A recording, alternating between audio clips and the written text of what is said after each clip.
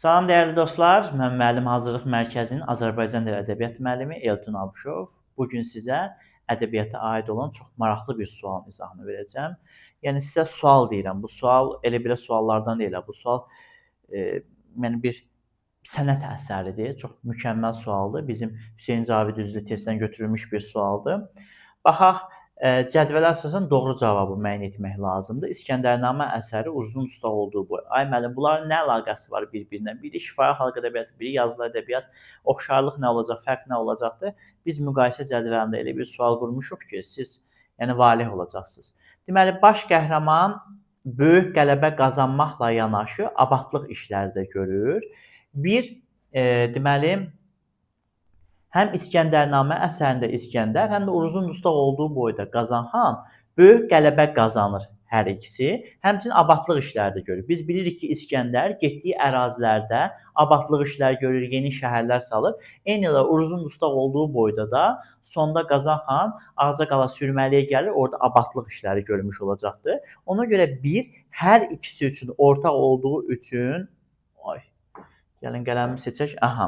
Bir hər ikisi üçün ortaq olduğu üçün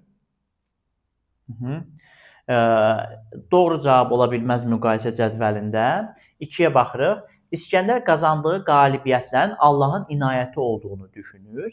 2. İskəndərnamə əsərinə aid doğru cavabdır. Qazanxanda elə bir xüsusiyyət, yəni biz görmədik ki, Allahın inayəti olduğunu düşünsün. Amma İskəndərnamə əsərində İqbalnamə hissəsində bütün qələbələrin, bütün qazandıqların Allahın inayəti, Allahın sayəsində olduğunu ifadə edir. Bunu müqayisə edə bilərik biz Basatın Təpəgözü öldürdüyü boyda. Orada Basatla o da Tanrım verdi, Tanrım qurtardı deyir. Orada Allahın inayəti olduğu üçün yəni canının xilas olmasının Allahın inayəti olduğunu düşünə bilərik, amma Uruzun dustaq olduğu boyda belə bir xüsusiyyət yoxdur. Deməli 2 doğru olacaqdır. Casus qarşı tərəfin sərxoş olduğunu öz başçısına çatdırır. Müdavilərin ən çox çaşdığı məqamlardan biri budur. Uruzun dustaq olduğu boyda, bəli, casus qarşı tərəfə, yəni Təküra Qazan bəyginin ovda içib yatdığını çatdırmış olur. Bəs İskəndərnamədə biz İskəndərnamənin şərəfnamə hissəsinə diqqət yetirəndə orada Daranın deməli Dara ilə İskəndərin müharibəsi hissəsində görürük ki, casus İskəndərə xəbər çatdırır ki, bəs düşmən içibdir, sərxoşdur, yatıbdır, elə hücum etməyin əsl vaxtıdır. Amma İskəndər orada nə deyir? İskəndər deyir ki, mən özümə sığışdırmıram ki, yəni rəqibim yatmış vəziyyətdə, içkili vəziyyətdə ona hücum etmiş olum. Deməli, hər ikisində casus qarşı tərəfə, deməli, oradakı qarşı tərəfin belə deyək, başçını və digərinin sərxoş olduğunu çatdırır. Ona görə 3 ortaya getməlidir. 3-ü doğru cavab kimi götürmürük. 4-ə baxırıq. Oğlunun taleyindən narahat olan ata obrazının olduğu əsərdə valideyni düşünən övlad obrazı da var. Oğlunun taleyindən narahat olan ata obrazı bax hər ikisində var. İskəndərnamə əsərində orada deməli Ərustunun atası Niqamış orada narahat olur öz oğlunun taleyi üçün. Uruzun dustaq olduğu boyda da deməli Qazanxan özündən sonra taxt tacının oğluna verilməyəcəyindən narahat olmuş olur. Həm də onu əsir olanda onun taleyindən narahat olur. Bura qədər var hər ikisində. Deməli valideyn əsərdə valideyni düşünən övlad obrazı da var.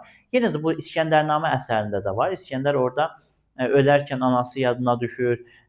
Deməli anası üçün qəmlənmiş olur. Anasına məktub yazır. Məndən sonra yəni yas saxlama deyir, yəni dərd çəkmə deyir. Eyni ilə Uruzun dustaq olduğu boyda biz Uruzla Qazan bəyin dialoqunda bizə aydın olur ki, orada Uruz deyir ki, çıx get, məndən bir də olar, amma səndən olmaz ata. Oğul ata üçün canını fəda etməlidir. Bu da hər ikisində olduğu üçün normaldır, ortaya getməlidir. Ona görə 4-ü də doğru cavab kimi götürmürük. Əsərin aid olduğu janrda lirik tərənnümlə epik təhkiyə vəhdəti mövcuddur. Əsərdə nəzmin əlamətlərinə də rast gəlinir. Bəli, İskəndərnamə əsəri poemadır. Uruzun dustaq olduğu boyda isə dastanın bir boyudur, dastandır. Deməli, bunların hər ikisində biz poema və dastan bilirik ki, qarışıq janrdır. Orada tərənnümlə təhkiyənin vəhdəti olur. Burada da deyir, əsərin aid olduğu janrda lirik tərənnümlə epik təhkiyənin vəhdəti mövzusudur. Deməli, hər ikisinə aiddir. Əsərdə nəzmin əlamətləri var. Həm İskəndərnamə əsəri nəzmlə yazdığı üçün mütləq şəkildə orada nəzmin əlamətləri olacaqdır.